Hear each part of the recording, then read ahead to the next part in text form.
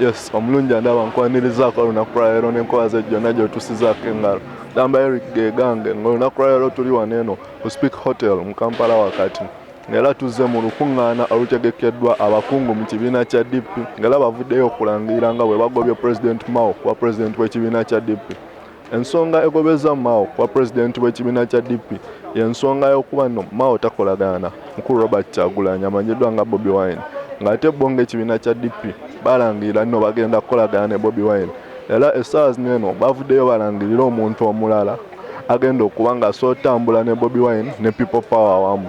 Omuntu ono gwe bavuddeyo okulangirira ye mukulu Samuel Lubega Mukaako. Katugende mu maaso n'olukuŋŋaana.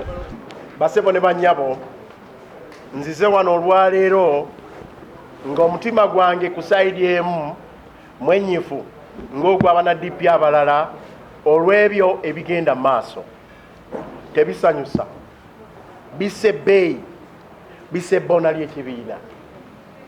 Nzize wano naye ate ku sayidi endala olw'essanyu okubeera nti bana DP ab'endowooza ez'enjawulo abali mu Parliament n'abataasobola kugenda, ba chairman ba districts ne constituencies n'abalala amatabi gaffe, abavubuka abato aba UID n'abalala bayinza okuba nga tebali mu UID naye nga bakola nga ba volunteers, abavubuka abato aba DP naye nga ba People Power be mumanyi nti bangi nnyo eggwanga lyonna, abasajja abakulu n'abakazi abakulu.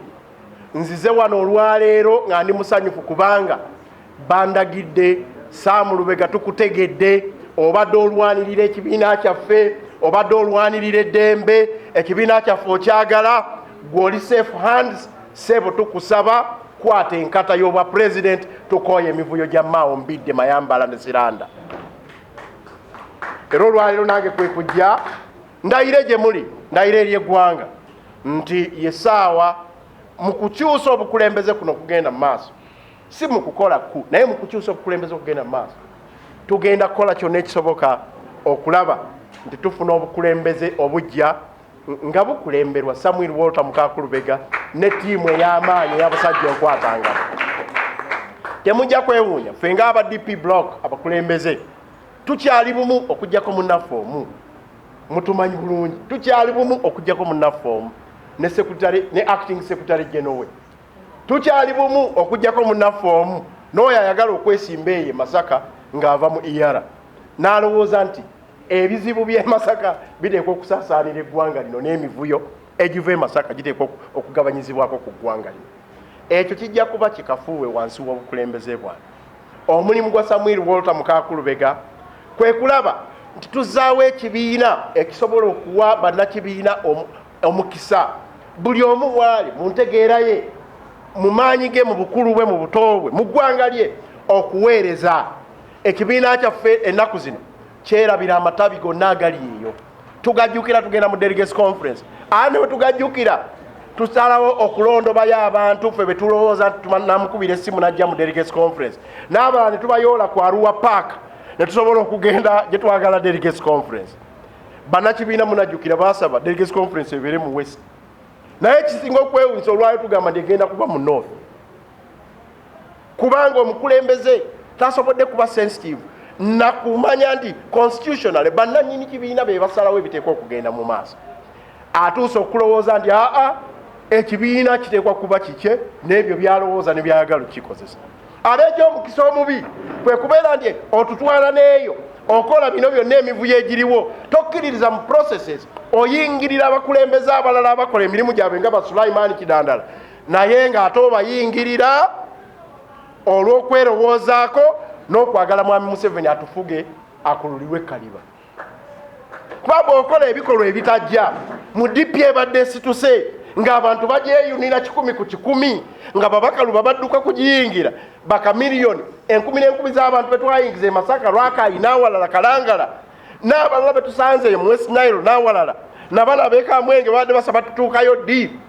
Gwe n'okola ebintu ebitajjansa n'otandika kwogera bya Mome, n'otandika kwogera bya Male, n'otandika kwogera bya Nsujjusi simanyi biki, obeera nga odibaga erinnya ly'ekibiina ekyo ng'era okizza emabega n'omutindo gwakyo ng'ogugirawo ddala. Tulina diaspora teams bukya emyaka 10 mwami Norbert Mao gyafuze tajjukidde nti tuteekwa okweyambisa chapters ezo ku lw'obulungi bw'ekibiina. Tajjukidde nti okutandika okufuna ssente mu paalamenti ng'ekibiina nga kisazeewo tunazifunanga okusinziira ku babaka ba paalamenti be tulina. Tajjukidde nti branches zaffe waakiri eza district oba sub-regions zifuneyo nazo akantu wabula okuddira abantu be ne bakolonizi be ne batandika okugenda nga bo beeyagalira mu workshops n'awalala n'ezimu ne zibula nga bwe mwawulidde kati igigi ekibiina kya Democratic Party si kyekyandizeemu igigi ku ssaawa eno si kyekyandisaanye okujjamu igigi Democratic Party ne values zaakyo si kyekyandisaanye okujjamu igigi naye njagala okubakakasa Democratic Party bagiyita brain power. Tulina potential y'abasajja abagezi n'abakazi abagezi abavubuka abagezi n'abawala abagezi. Kyekiseera kifune omuntu ku bwa president ng'amanyi abantu gye bali ne gye basula ng'asobola okubatuukako ng'asobola okwogeraganya nabo ng'asobola okubagatta ate n'agenda mu maaso n'agenda eyo yatandikibwa mu reunions eyo yatandikibwa mu campaigns zetuyiseemu emyaka ebiri beddu ebadde ekolebwa DP block okugatta ekibiina kino n'osanga nga SDP PDP batije n'ebibiina n'abaali ku balaza n'abalala beegasse bwe kubadde omukisa gwa Democratic Party okubeera empagiruwaga nga bwe badde erabika nga mu bukulembeze bwa Samuel Walter Mukakulubega obwa Honorable Mabike obwa Dr. Abedi wamu ne Mao singa abadde akkiriza bino bigende mu maaso eyo ye direction etwalisaana okukwata okubeera empagiruwaga mu nkyukakyuka ezikola ki eziddako. Basebo ne banyawo n'ebitonotono ebyo njagala okutegeeza eggwanga ngenda kutambula eggwanga lino lyonna ngenda kutambula district ku district ngenda kutambula constituency ku constituency ngenda kuddayo okuba enfufu kwabo abasembayo okulaba ku presidential candidate mu 2009 era nga yali Samuel Walter Mukakulubega omulala gwe baali balabye yalise kweyamu n'omulala yalise bwogerere. Kyekiseera abantu baffe baddeyo balabe ku presidential candidate nga bagenda bugenzi kwagala kubajjako resources naye kulaba nti ekibiina tukisibula okuva wansi ate kikwatagane bulungi ne people power tulabe nti president w'abantu gwe tulaze obulungi yoyo asobola omwami Kyagulanyi Ssentamu asobola okukwata entebe nga bwe tunaba tukanyiza n'ebibiina ebirala ate nga ne Democratic Party na president atazoganya nkyukakyuka wabula nga yoyo akutte enkasa obulungi safe hands okusobola okulaba nga enkyukakyuka n'abantu bambala engule ey'ekitiibwa. Mwebale nnyo mwebale. N'obukulembeze bwa Uganda obuliwo tebunnondera mikwano. I have my bona fide right nina eddembe lyange okwerondera emikwano egy'ebyobufuzi egya social n'egya bya business. Sinaayo kawaayiro konna mu constitution kemba mmenye okubeera nga ndi mukwano gwa people power ate nga ndi mukwano oba ogw'ekibiina ekirala nga Jema oba ANT. Naye poliisi obuvunaanyizibwa bwayo buli wansi wa Poma. Poma buli omu agimanyi bwe siginnyonnyole. Kakati etteeka lya Poma n'eddala erifuga enkola z'ebibiina by'obufuzi Political Parties Act, Election Act, ebyo bye bigenda okunfuga mu ntambula zange. Ndi presidential candidate ow'ekibiina ekimanyiddwa ate nga ngenda kukifuga ngenda kikulembera ngenda kubeera n'abakulembeze bannange. Poliisi kiri gyeri okumpa obukuumi nga bwe yali ebumpaddeko nga noonya akalulu kali akaayita ka president edde mubuze ekyo seetaaga kugiyigiriza kyakkola seetaaga ki kugiyigiriza kyakkola naye okusisinkana abantu ba branches zange zonna eza Democratic Party dembe lyange munda mu Democratic Party. Ku nsonga ya 2016 weesimbawo ate n'olwandaba nga neesimbyewo Mawokota. Ekisooka buli munnayuganda tasobola kwewuunya lwaki twakola tuddemu tutabagane. Kibiina kibadde mu civil war. Ekibiina kibadde mu civil war. Tewali atakimanyi on record nti abantu bamenya ssemateeka ne bagenda embaali. On record bamenya ssemateeka ne bagenda embaali. Nali sobola genda mu kimenya ssemateeka. Nasigala nga Professor Mukibi bwe yasigala national chairman ne Haji Serunjoji, nasigalanga vice president Katabazi ne mukyala Reina Kafire national vice president bwe basigala ne mwami n'omugenzi bali ku ddembe. Nasigalanga organizing secretary kwolwo eyali ategeka ebyokulonda Dewo Njoki n'omumyuka we Tusiime bwe basigala.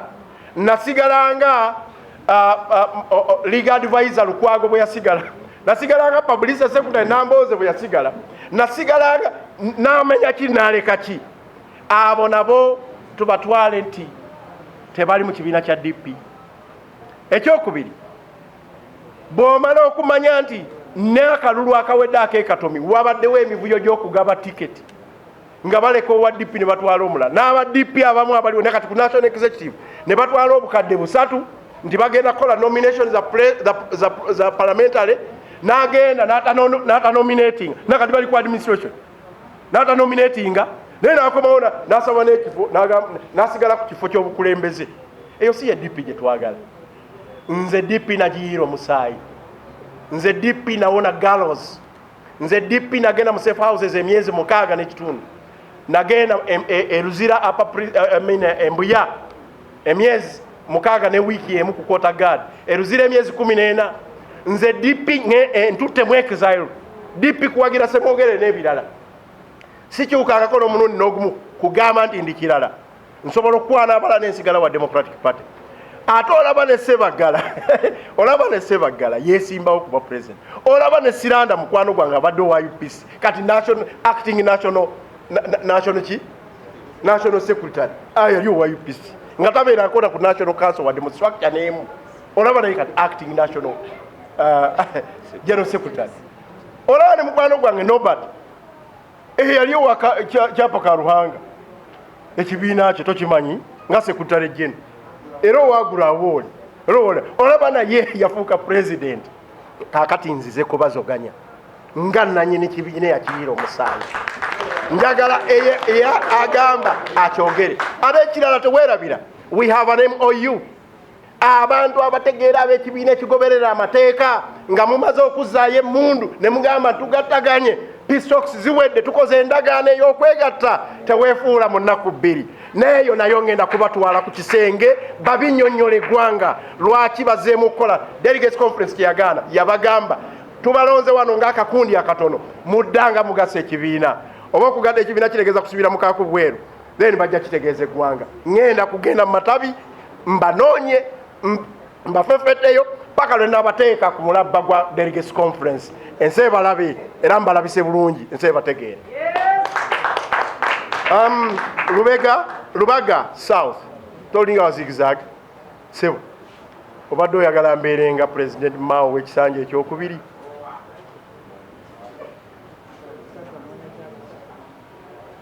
President Mao w'ekisanja ekyokubiri teyasobola na kwesimbawo kuba MP.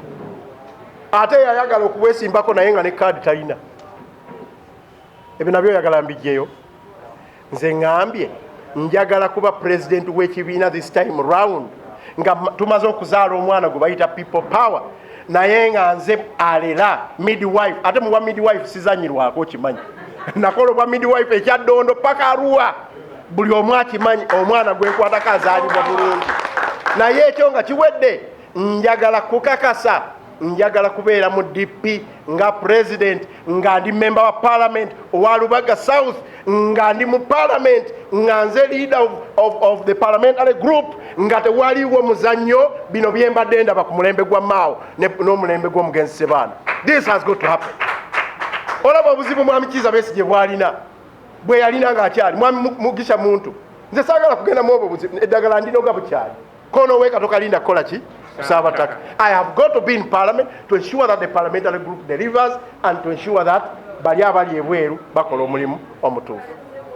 Do you want it in English as well? I think I've been Thank you very much, Balade.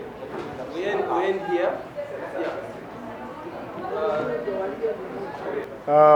Ku kibuuzo ekisooka ffe nga bannayuganda ate nange nga ndi munnayuganda preoccupation yaffe esooka okwezizingirira okusooka kuli kukukyusa kujja junta ene tufuga obubi bweti mu buyinza Our preoccupation is a regime change. Main preoccupation is a regime change. It doesn't matter what I want to become. Tekirimu nsonga kinze kyenjagala okufuuka. Naye ekikulu kwe kulaba banna DP, banna Uganda bejjeeko effugabbi lya Yoweri Kaguta Museveni. Era omuntu akukuutiriza Yoweri Kaguta Museveni abe n'omukono emabega mu bukulembeze bwa DP ne mu kibiina aba azizza gwa nagomola. Kakati mu nsonga eyo ate kize nayo contradiction kwekubando. President Mao ekisanja ekiwedde yali tamanyi ndi okwesimbawo kuba president kikulu. Mbuuza bubuuza. President Mao mu 2016 obwongo bwali bunobye nga tamanyi nti president w'ekibiina aba alina okwesimbawo. Ne weerabira okufuna kaadi, ne weerabira okukola biri, ne weerabira n'okwerabira nti bajjayo forms ez'obwa president. Bw'abanga kyayogera kituufu then amala okugyawo rekodi ye ya 2016 teyewandi teyagenda kunoonya bwa president ate nga mukulembeze wa kibiina. Nze ndowooza nti oyo abavulungutana mu ndowooza mu thought process. Ekyokubiri, nze njagala kugamba ndi clear, njagala kubeera president wa kibiina kya Democratic Party alina amanyo, ali effective. Njagala kubeera president wa kibiina kya Democratic Party ali mu parliament. Njagala kubeera president wa Democratic Party alina presidential candidate asobola okuwangula. Njagala kubeera president wa kibiina kya Democratic Party nga tuli mu gavumenti ne Bakyagulanyi n'abalala abaddipi gye baludde okubeera nga mwebali. Oba ekyo mwami Mao takyagala yeewozeeko ku mbeera ze. Nek bagenda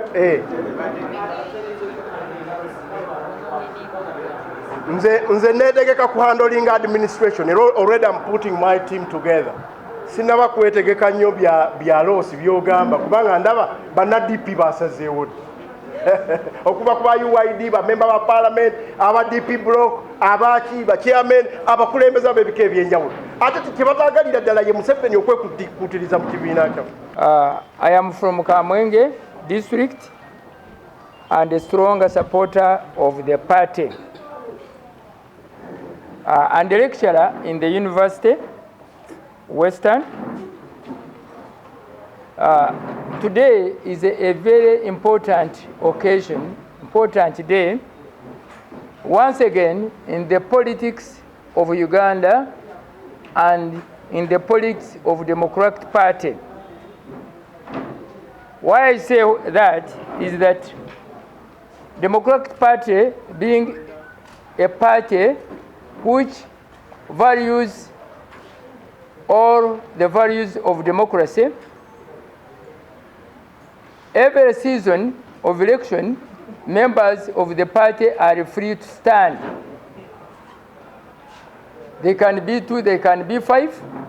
And today, I take this occasion of introducing to you the person who has been known to me for a long time, a person who respects and trusts the values of democracy, a person who is not moving left and right for whatever to eat, but a person who has grown and is still supporting the Democratic Party under the name Dr. Sam Rubega. Sam Rubega stood as a presidential candidate in the Democratic Party back, and when he didn't have it all, he still supported the party.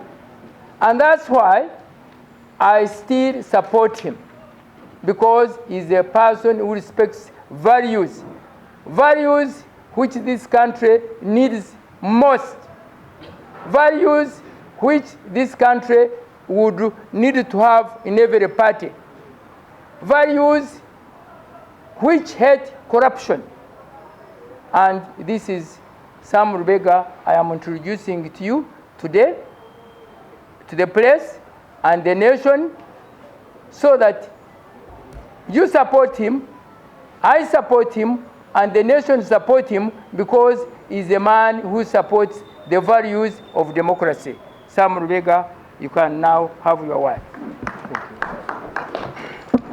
Walter Mukakulubega, a freedom fighter, as you all know, an ardent federalist, an unwavering DP, and a man who has weathered all the occupational hazards of this regime, and a jailbird too. As we come this morning, when you members of the press gather to hear what I have to offer, I also want to say I chose, and the team chose to nickname me the Lion. For the simple reason that when you have a lion, you don't need weapons. Oh, wow.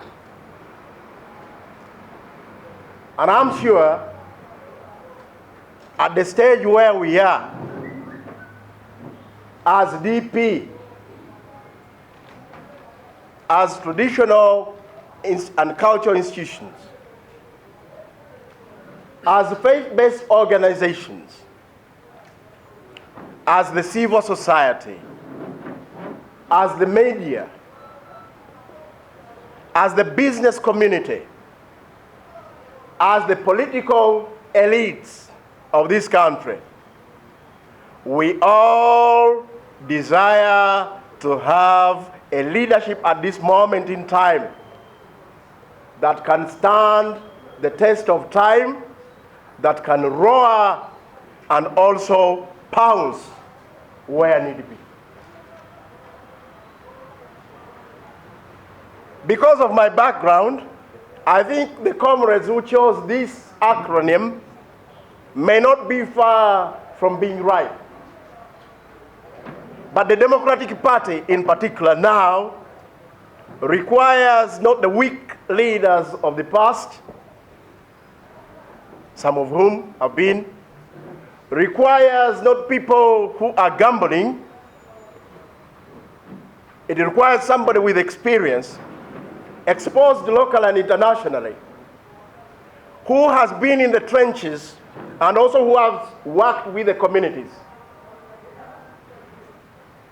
who has seen it all, who is able to mingle and mix and engage the young and old, the women and men, who is also able to go the full length of saying where democracy and democratic values are challenged, he can decide to sacrifice his life or to put his life on the line because of the next generation. Ladies and gentlemen, as I start my address, mind the acronym. Samuel Walter Mukakulubega, the Lion. Because when you have the lion, you need no weapons. Deeply determined and concerned about the perilous direction in which the party is currently heading. Aware that the wider DP fraternity and membership are equally perturbed, and concerned about the rate at which Comrade Mao's administration is losing direction, throwing out our cherished values, principles and traditions, i.e. truth and justice, equality before the law, equity, pacifism, respect of rights and superior ideas, rule of law and constitutionalism, among others, being thrown out of the window and to the dogs. Firmly convinced that we are the bona fide owners of this party, with a duty to fix it and put it on a firm and steady path to make it great again, and use it as an effective tool to fight misrule and capture power, and deliver the truly free, federal, democratic Uganda founded on the principles of truth and justice. Determined to make the party work for everyone and in the greater interest of the country and the generations to come, as envisaged by our forefathers, Kasolo, Mugwanya, Benedicto Chiwanuka, Dino Bonyo, Chibuka, Gaspoda, Boniface Byanyima, Beni Kalikwan, Isiko, Chemonges, Kabeireho, Nyakatula, Sendeza Kajubi, and so many others, including those who are clergy. We know that the masheikhs of Uganda, except for Sheikh Kamlegea and Ginyiri, the rest, Mbogo, Takuba, Makubai, the rest of the country, all the sheikhs were DPs. They moved around this country, planting the seeds of democracy and fighting for the just treatment of every citizen. Even the late Archbishop Joseph Kibwanuka was very much part of this. It is only today that you find members of the clergy fearing to engage in politics, yet it is politics that can doom this country. Recognizing that DP still remains the party with the largest brain power potential, that would be smart enough to produce or to provide answers for self-reinvention and regeneration, were it not for the incumbent administration, I mean President Mao, Mbide Siranda, and fellow accomplices, who have instead knowingly or unknowingly impeded this party by choosing to serve parochial interest or massage those of the ruling NRM by simply collaborating or being willing to sell their conscience for the monetary gains. Determined to stop Comrade Mao's unashamed choice to deny the party an opportunity to genuinely unite, reconcile, and tap the greatest potential of its privileged status and location in the political terrain of Uganda and its human and financial resources, breaking promise after promise, pledge after pledge, agreement after agreement, so as to maintain his administration Museveni style, even after 10 years of failed leadership, including helping the regime stay the course last. Further determined to put an end to the maladministration traits of the current Democratic Party leadership and the sinister agenda to subtly massage the regime's hold on to power in exchange of fulfillment of selfish interests of the few at the party helm at the cost of thwarting internal democracy, stifling the morale and the spontaneous spirit regenerated through the DPUID reunions and people power to re-energize the party, strangling the DP rebranding process that was aimed to help the party regain its name, its power, and its sway. I, Samuel Walter Mukakulubega, the freedom fighter that you know, wish to make this official declaration that I will run against Norbert Mao, the current president, regain and help the party regain its name and ensure that the party is put in order. First of all, the first agenda I want to have is to install a credible, transparent, and accountable leadership. Number two, rid DP from state capture, which you can all palpably feel and see.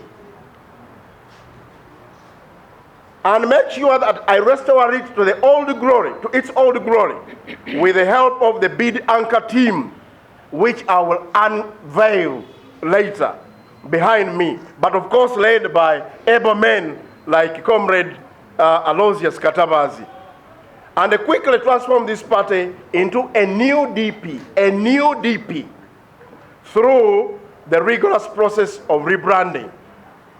And also, I want to help refocus DP to its primary mission of capturing power, for its long oppressed, denied, and suffering wider membership and the majorities in the countryside, and make effective and trusted engagements with the other progressive forces of change to together execute the liberation and transition government agendas successfully. Ladies and gentlemen, indeed, this presidential bid is an intervention against Mao's astonishing covert sinister agenda to extend his and Museveni's overstay in power via a sham process of leadership renewal, and to sanitize their misrule through the usual post-election reconciliation bluffs and fake cries to unite the party and reconcile it, as it has happened since the Mbale Delegates Conference. Ladies and gentlemen, such efforts by our very own to maintain and sanitize the regime are very disappointing, a very disappointing phenomenon to the suffering multitudes across the country, and a blot to DP's image and brand, and must not be allowed to thrive under our watch. That's why I'm coming out to lead this great party.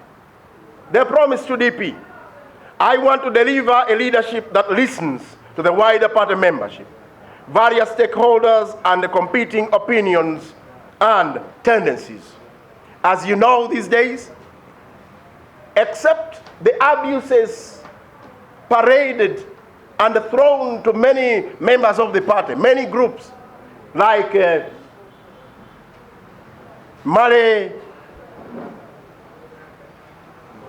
what is the other one?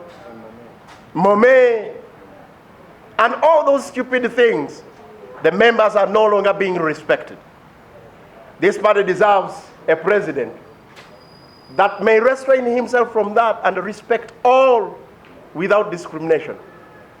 This party requires a president that respects the opinion, the divergent opinions of all the party members. This party requires a president that will be tolerant to everyone, because this is called the Democratic Party. Ladies and gentlemen, in the last 2 years, DP bloc under the newly injected energies and innovative leadership of Honorable Michael Mabike, Dr. Bede, the fraternity of the UID alumni, and I gave hitherto this a moribund and divided DP a new face and a renewed hope. One, by creating a strong and apparently serious ideological and electoral party bloc, aimed and cemented by the Memorandum of Understanding that embedded transition arrangement for the total integration and assimilation of the hitherto existing party factions and the breakaway of separate entities. Ladies and gentlemen, in my document you'll find over 15 objectives which the DP bloc set out to achieve. And we have achieved them. And we are on course to take this party to power. One of those achievements was to start a people power movement together with Comrade Kyagulanyi. As you hear now, Comrade Norbert Mao and a few others, a handful of people, want to strangle our child, the child that we gave birth to. This can never happen. This can never happen under our watch. Ladies and gentlemen, I want to provide a visionary and steadfast leadership that can quickly generate a new consensus in order to cure the present impasses which manifest in the selfish and sinister plans of the quartet, that is Comrade Norbert Mao, Mbide Siranda, and Mayambala, at the helm of the party. Number 4, I want to enable the party rediscover its historical buoyant image and indomitable posture, integrity, and a brand that everyone admires. In this regard, my administration pledges to a new consensus in the party that will enable it deliver a visionary, steadfast, and mature leadership with guaranteed capabilities and capacity to generate agreement on a middle ground position. We are tired of these squabbles. We had made ourselves the living examples by saying we can unite through the reunions. In those elections where we went, even where we didn't have our own candidates, but to show everyone that we can work together despite our differences in opinion. We had made ourselves great when we covered the entire country through what we call the conferences and the reunions, and everyone knows this. The party had started attracting multitudes of people, including Bakaluba, Chameleon, and many others, in thousands. We cannot wait to see this being strangled by the selfish interests of the handful at the top of the party. And this election, this leadership renewal, is going to give me the chance to make sure that every member of the Democratic Party, every member of the DP fraternity is given an opportunity to serve in the best interest of the party and the country. Ladies and gentlemen, we want a balance between the Constitution, ratification of the DP bloc MOU, and the real politics. We also want an inclusion of all major tendencies in the new consensus: mainstream DP, the DP bloc, the Subi group, the parliamentary group, the UID, the petitioners, whom you have heard, some of them have gone to the IGG, and also the DP elders. Now all these groups are being looked at as enemies. I think here is a candidate who can unite and consolidate all those groups into one, such that we can have a great party once again. Ladies and gentlemen, we need to build strong and sustainable structures and organs of the party, capable of wresting power from the ruling NRM junta in the current real-time political pressures and imperatives. Ladies and gentlemen, we also need to rid the party of electoral transparency, and accountability elements that have bedeviled the Mao administration.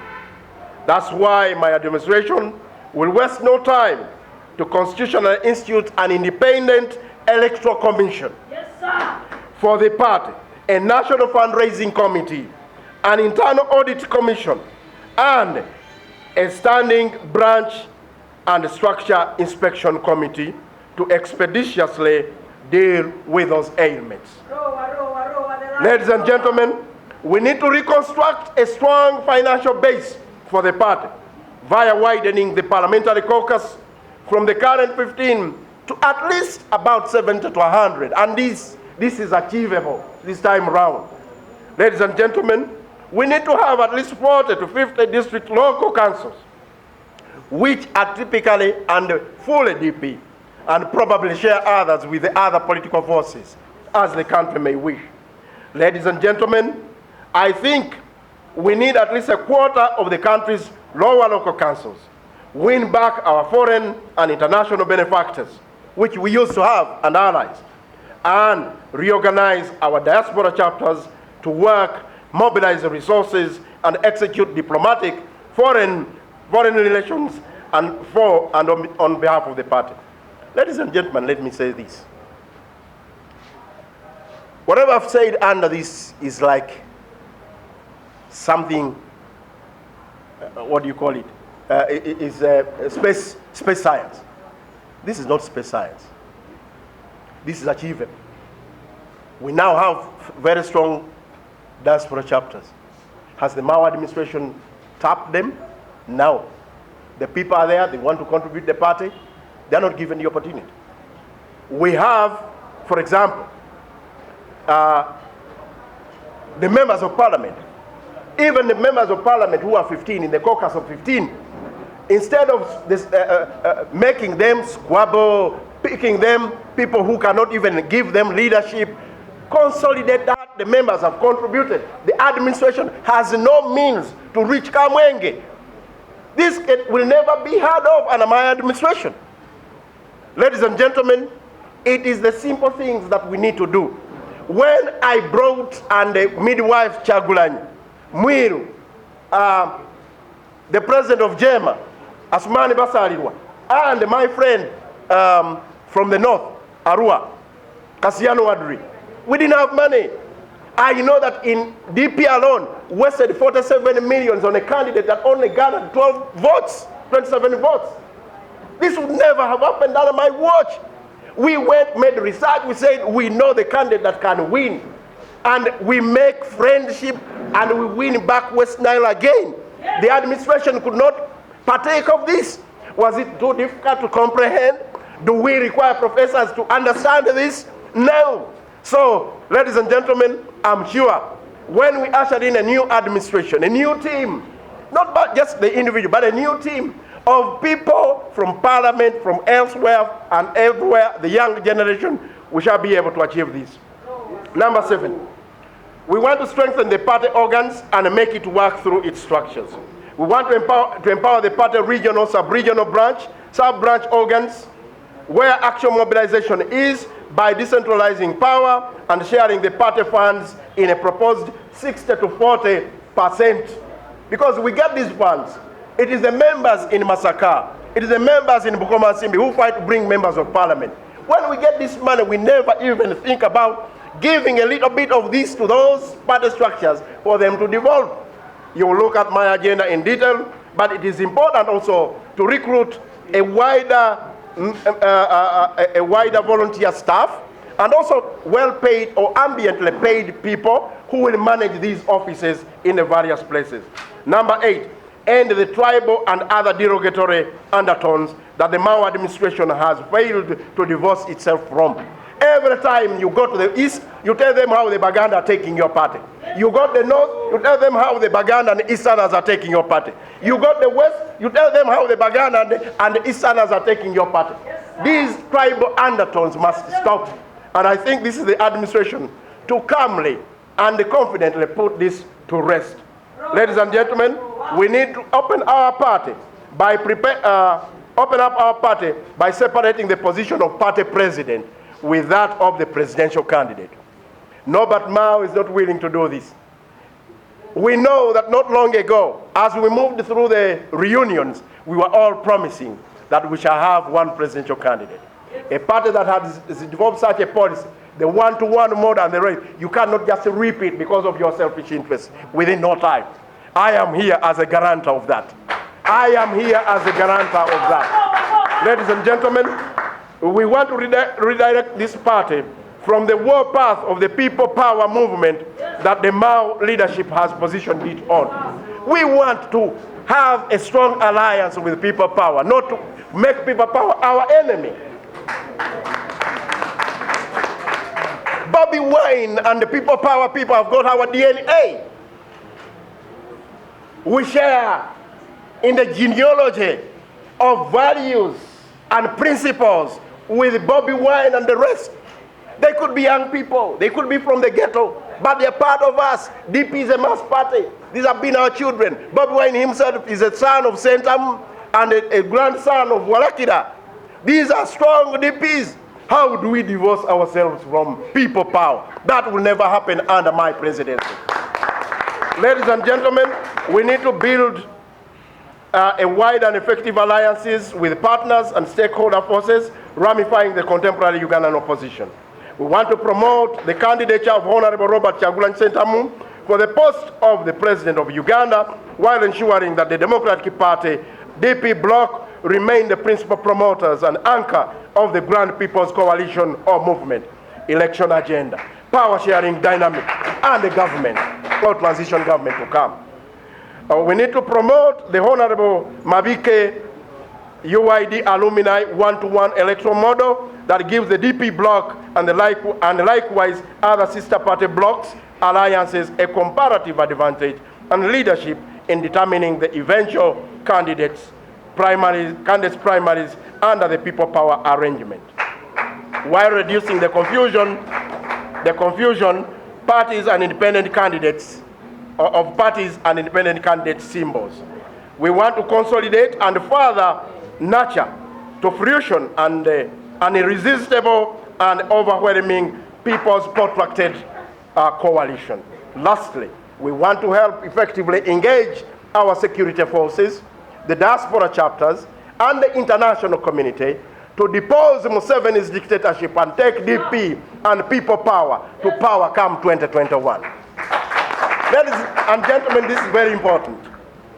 You know, as we sat in Jinja, in that historical conference, which started the reunions, we said we want to make our institutions work again, and the Democratic Party is going to lead.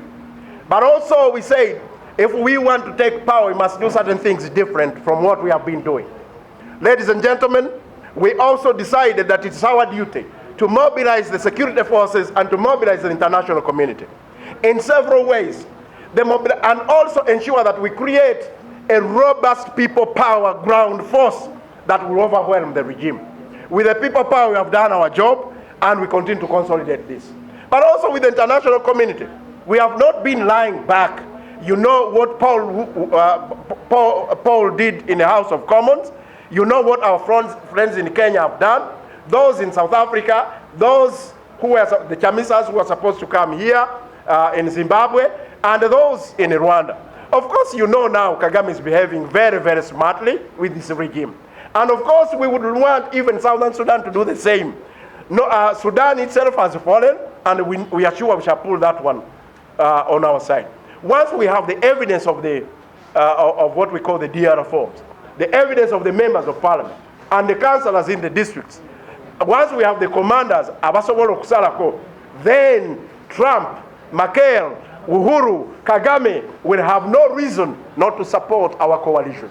And I want to be in charge of the Democratic Party to ensure that this happens, ladies and gentlemen. Ladies and gentlemen, I know that our security forces have started a lot of work within the barracks and elsewhere. I thank the forces that have done it, but for security reasons, I'm not going to expound. I think we don't want a Mnangagwa situation, but I think we can work together to ensure that once them and we take power, and we win the vote, we shall also take power.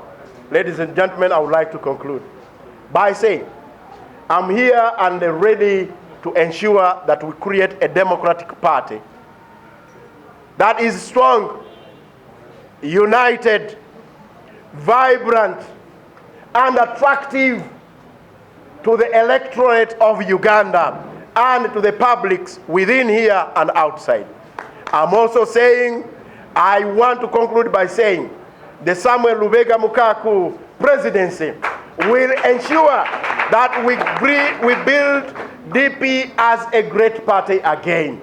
Ladies and gentlemen, let the lion roar. Because with the lion, you do not need weapons. Thank you very much. Ebyo byolabye omulungi byebibaddewo mu lukuŋŋaana luneeno ng'abakungu mu kibiina kya DP balangirira omukulu Samuel Lubega Mukaku nga gwe bagenda okussa ku bwa pulezidenti w'ekibiina kineeno. Ensonga esinza okuleetera abakungu bano okujja obwesigwa mukulembeze waabwe abaddeko Norbert Mao, ensonga y'okuba nti omukulu Norbert Mao abadde takolagana bulungi na Robert Kyagulanyi amanyiddwa ennyo nga Bobi Wine, ng'ate bo nga DP bagamba Bobi Wine mwana waabwe be baamwezaalira tebasobola kukeera ku makya ne bamuzaalukuka. Eko abakungu b'ekibiina kineeno kwe basinzidde ne balonda omukulu Samuel Lubega Mukaku asobola okutambula obulungi ne Bobi Wine era n'amuwa support okwefusimbawo kwa pulezidenti wa Uganda 2021. Awo mulungi andaba awo sigenda n'okusukkawo kankwagaliza olunaku olulungi.